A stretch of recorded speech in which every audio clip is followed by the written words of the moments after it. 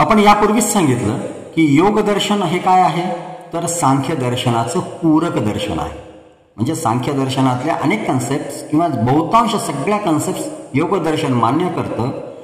फक्त ईश्वरीय संकल्पना जी आहे, ईश्वरीय कल्पना जी आहे किंवा ईश्वरीय संज्ञा जी आहे, सांख्यशास्त्राच्या विपरीत योग दर्शनाने मानली आहे. म्हणजेच याच्यामध्ये ईश्वर तत्वाचा त्यांनी समावेश केला आणि त्यामुळे थोडंसं वेगळं हे दर्शन निर्माण झालं.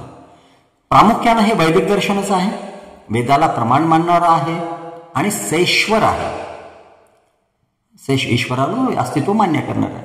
आणि आपण बघितलं किंवा आता आपण बऱ्याच जणांनी थोडाफार अभ्यास केलेला आहे किंवा थोडंफार आपल्या कानावर आलेलं असतं योग दर्शनाच्या बाबतीमध्ये, तर हे जीवनाशी संबंधित असं शास्त्र आहे.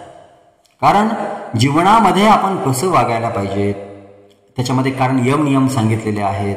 मग यम नियम कशा संदर्भामध्ये आहेत, जीवन व्यतीत करताना आपल्याला जे काही मर्यादा पाळायची असतात त्याबद्दल याच्यामध्ये प्रामुख्यानं उल्लेख केलेला आहे. त्यामुळं जीवनाशी संबंधित असं शास्त्र आहे.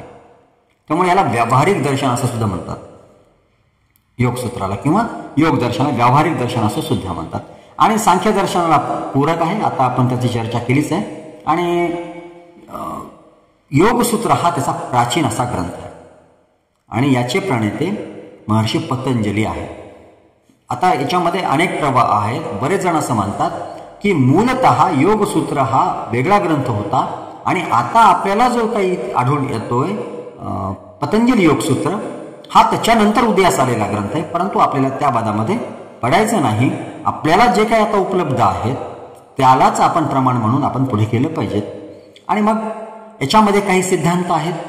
महर्षी पतंजलींनी जे काही सिद्धांत मांडलेले आहेत त्याच्यामध्ये योगसूत्रांमध्ये, तर सिद्धांत कुठले आहेत, प्रामुख्यानं आपण जर विचार केला तर विस्ताराच्या दृष्टिकोनातून हा सर्वात लहान असं दर्शनशास्त्र आहे. 195 किंवा 196 सूत्रांमध्ये याची रचना आहे. 4 पादांमध्ये म्हणजे 4 अध्यायांमध्ये या ग्रंथाची रचना केलेली आहे. कुठले कुठले आहेत, पहिलं आहे समाधीपाद, याच्यामध्ये 51 सूत्र आहेत. आता हे लिहून घेत चला तुम्ही, कारण हे महत्त्वाच्या गोष्टी आहेत आणि तुम्ही जेवढा वेळ येईल तेवढ्याच लिहून घेतलं म्हणजे त्याची तुमची सारखी उजळणी होत राहील. तर समाधीपादामध्ये काय सांगितलेलं आहे, महर्षी पतंजलीने सांगितलंय चित्तवृत्ती म्हणजे काय, चित्तवृत्तींचा निरोध करणं म्हणजेच त्यांनी सांगितलेलं योग आहे. योगश्चित्तवृत्ती निरोध, हा चित्तवृत्तींचा निरोध करणे म्हणजेच योग. या दुसऱ्याच सूत्रामध्ये खरं तर पतंजलीचं जे योगसूत्र आहे ते संपून जातं. मग हे चित्त म्हणजे काय, चित्ताचे प्रकार, हे सगळे त्यांनी त्याच्यामध्ये एलॅबोरेट करत गेले आणि त्यांचा पूर्ण ग्रंथ झाला. याच समाधीपादामध्ये मग अभ्यास म्हणजे काय, वैराग्य म्हणजे काय, संप्रज्ञात आणि असंप्रज्ञात समाधी यांचं सुद्धा त्यांनी वर्णन केलेलं आहे. त्यानंतर ईश्वर आणि विश्वर प्रणिधानाची त्यांनी संकल्पना याच अध्यायामध्ये मांडलेली आहे. योग मार्गातील अंतराय म्हणजे अडथळे याच पादामध्ये, याच अध्यायामध्ये त्यांनी मांडलेले आहेत. आणि विशेष म्हणजे चित्तप्रसादनाचे मार्ग त्यांनी सांगितलेले आहेत. सबीज निर्बीज समाधी या विषयांसंदर्भात चर्चा सुद्धा याच अध्यायामध्ये त्यांनी केलेली आहे. नंतर दुसरा अध्याय आहे साधनपाद, याच्यामध्ये एकूण 55 सूत्र आहेत. मग याच्यामध्ये त्यांनी काय सांगितलंय, आधी त्यांनी सांगितलंय समाधीचं वर्णन म्हणजे समाधीचे प्रकार सांगितले, समाधीचं वर्णन त्यांनी केलेलं आहे.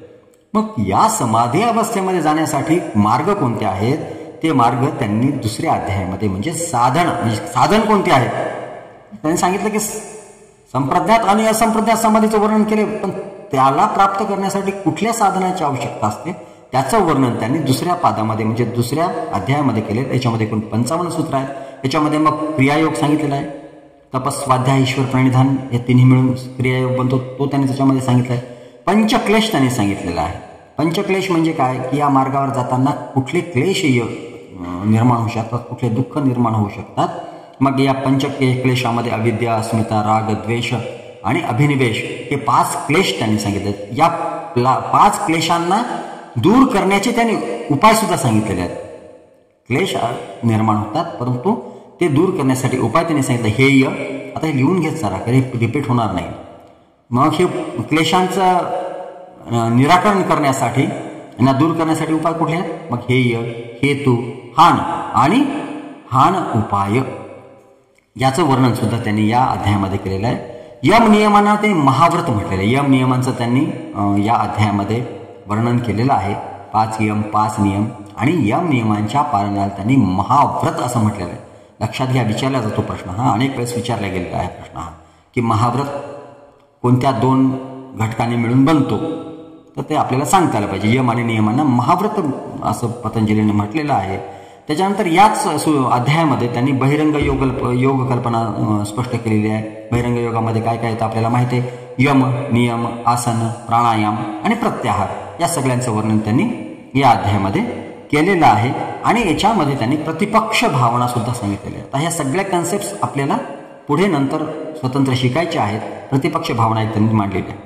त्यानंतर तिसरा अध्याय तो विभूतीपाद. याच्यामध्ये 55 सूत्र आहे.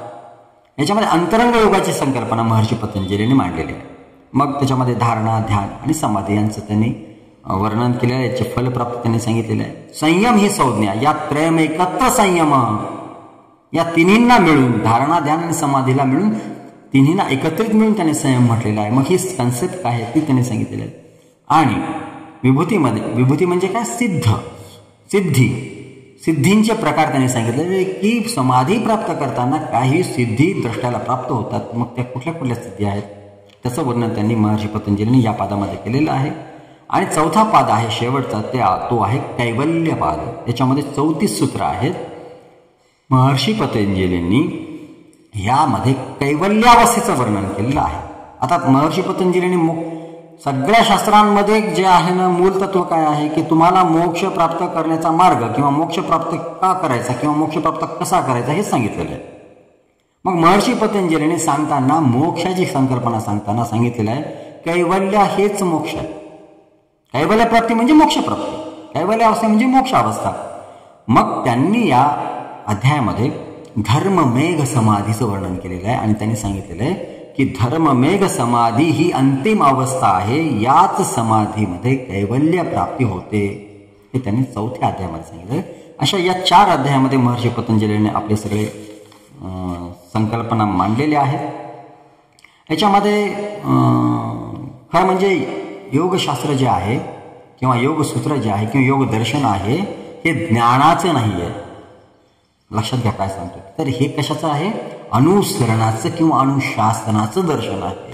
कारण महर्षी पतंजली पहिल्याच सूत्रामध्ये सांगतात अथ योगानुशासनम, म्हणजे योगाचं अनुशासन आता मी तुम्हाला सांगतोय ते तुम्ही चित्त देऊन ऐका असं महर्षी पतंजली सांगतात. म्हणजेच योगदर्शन जे आहे ज्ञानाचं नाही, याच्यामधून ज्ञान प्राप्त होत नाही, तर हे अनुशासन हे कसं आहे, समाधीमध्ये कसं जायचं याचं अनुशासन त्यांनी वर्णन केलेलं आहे.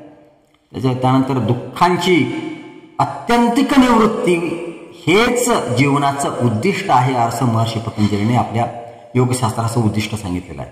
अत्यंतिक निवृत्ती म्हणजे काय? दुःखाची अत्यंत निवृत्ती म्हणजे काय? सगळ्या पाश, सगळ्या बंधनातून मुक्त होणं, म्हणजेच त्रिगुणातीत अवस्था, म्हणजेच कैवल्य अवस्था, म्हणजेच धर्ममेघ समाधी, म्हणजेच असंप्रज्ञात समाधी अवस्था त्यांनी आपल्या या योग मार्गामध्ये सांगितलेली आहे, आपल्या दर्शनांमध्ये सांगितलेले आहेत. आणि त्यासाठी मग समाधीचा मार्ग त्यांनी सांगितलं. अष्टांग मार्ग आपल्याला माहिती आहे सगळ्यांना, यम, नियम, आसन, प्राणायाम, प्रत्याहार, धारणा, ध्यान, समाधी ही अष्टांग मार्ग त्यांनी याच्यासाठी सांगितलेला आहे.